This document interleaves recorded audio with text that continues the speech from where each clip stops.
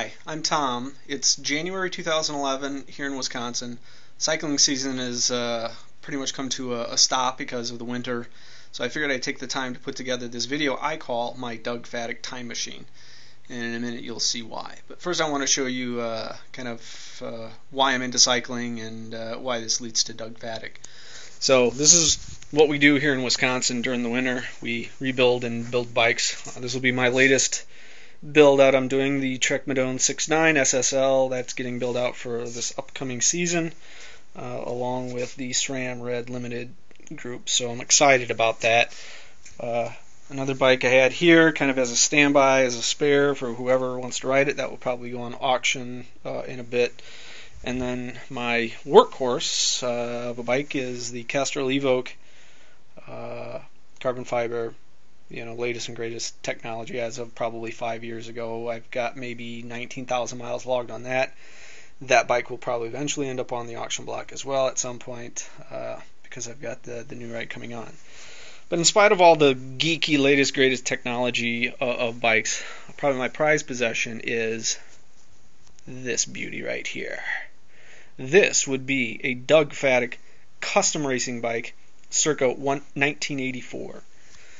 This is a bike that I had Doug build for me back in 1984, and after I received it, I rode. It got a few miles on it. It didn't do any racing, but eventually, I just got out of cycling at the time, and this is when I was living in Florida. So this was built kind of for riding and racing in there.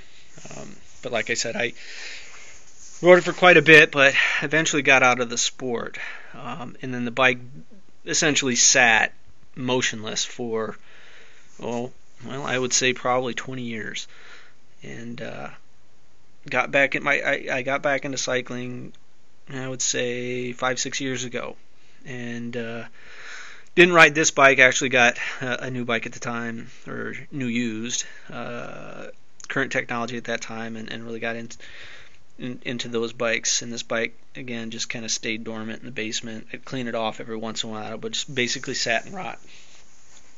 Till about 2 years ago I decided, what am I going to do with this bike? And I decided, what I'm going to do is I am going to refurbish this thing back to the old glory as it was 20 years ago, 1984.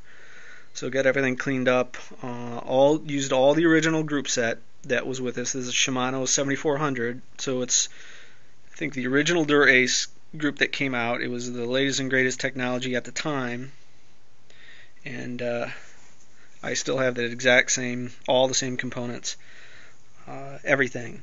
Chain as well, although I don't recall the brand of the chain, but this is all original, including the pedals. Although the pedals I didn't actually ride. When I got the bike, I converted to clipless because those were just coming into kind of standard fashion at the time. But I put the original Dura-Ace pedals back onto this just to preserve the group set.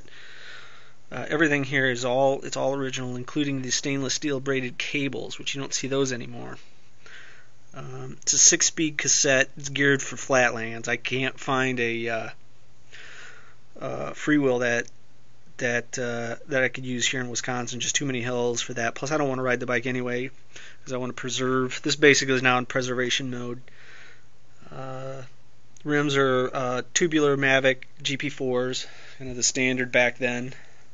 The tires are not original. The tires are actually brand new because the original tires rotted from when I had it back then, so I put on some new tires, but that's the only thing that's actually new. Well, take that back, the cable housing is also new. I don't know what the original cable housing that came with the group set. I would prefer to use that, but actually in 1984 I replaced it with red cable housing anyway, which was probably an aftermarket cable housing, so that's what I did, is I just put the red cable housing back on. I actually replaced the original red ones with this new one because the old one was actually kind of deteriorating. So the bike is absolutely rideable. I've ridden it a few times. It runs absolutely beautiful and fits me like a glove. I rode it, and every time I ride it, I'm amazed at how good it feels. It feels great because it was custom made for me. I'm about right now I'm actually 5'6" and an eighth, At the time when I had this built out, I was probably taller. But original saddle that I rode in 1984. Everything is in absolutely perfect condition. I don't think there's hardly any blemishes on this frame. Maybe a small scratch here and there, but other than that, it is absolutely pristine. This bike is not for sale. This bike will be sitting around here for eternity for the whole world to see.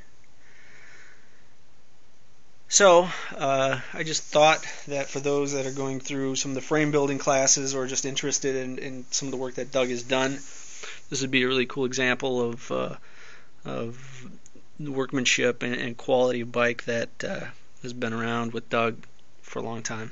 So I hope you enjoyed. Hope to see you out on the road maybe this spring. See ya.